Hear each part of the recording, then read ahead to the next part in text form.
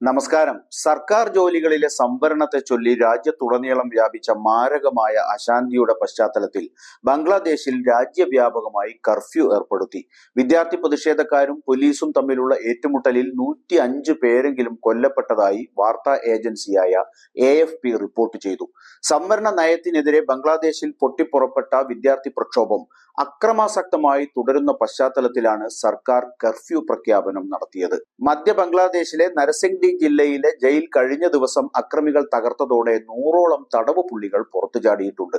സംവരണ പ്രഖ്യാപനത്തിനെതിരെ പ്രക്ഷോഭം ശക്തമായതോടെ രാജ്യത്തെ നെറ്റ്വർക്ക് സേവനം റദ്ദാക്കിയിട്ടുണ്ട്. 100ഓളം പോലീസുകാർക്കും അക്രമ സംഭവങ്ങളിൽ പരിക്ക് പറ്റിയതായി അധികൃതർ അറിയിച്ചു. രാജ്യത്തെ സ്ഥിതി ഗുരുതരമായതോടെ ബംഗ്ലാദേശിൽ നിന്ന് ഇന്ത്യക്കാരെ തിരിച്ചെത്തിച്ചു തുടങ്ങി.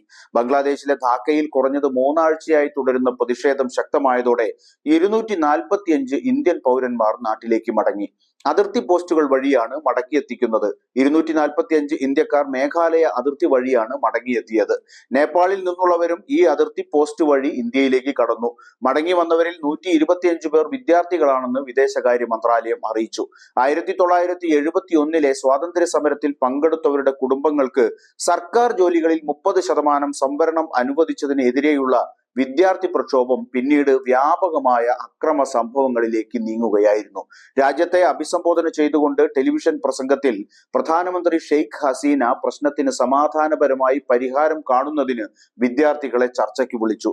എന്നാൽ നിലവിലെ സാഹചര്യം കണക്കിലെടുത്ത് വിദ്യാർത്ഥികൾ സർക്കാർ വാഗ്ദാനം സ്വീകരിക്കുമോ എന്ന് വ്യക്തമല്ല. 1974 സ്വാതന്ത്ര്യ സമരത്തിൽ പാകിസ്ഥാനുമായി പോരാടിയവരുടെ കുടുംബങ്ങൾക്ക് സർക്കാർ ജോലിയിൽ 30% സംവരണം ഏർപ്പെടുത്തിയത് ബംഗ്ലാദേശ് സർക്കാർ റദ്ദാക്കണമെന്നാണ് പ്രതിഷേധക്കാരുടെ ആവശ്യം. സ്വാതന്ത്ര്യ സമരത്തിന് നേതൃത്വം നൽകിയ ഷെയ്ഖ് ഹസീനയുടെ അവാമി ലീഗിന്റെ അനുഭാവികൾക്ക് പ്രയോജനം ചെയ്യുന്നതിനാണ് നിലവിലുള്ള തൊഴിൽ കോട്ട സമ്പ്രദായം രൂപപ്പെടുത്തിയതെന്ന് പ്രതിഷേധക്കാർ പറഞ്ഞു. മെറിറ്റ് അധിഷ്ഠിത സംവിധാനം ഉപയോഗിച്ച് അത് മാറ്റി സ്ഥാപിക്കണമെന്നാണ് പ്രകടനക്കാരുടെ ആവശ്യം. എന്തായാലും കലാപത്തിലേക്ക് വഴിമാറിയ വിദ്യാർത്ഥി സമരം ഷെയ്ഖ് ഹസീനയുടെ പദവി തെറിപ്പിക്കുമോ എന്ന് കാത്തിരുന്ന് കാണാം.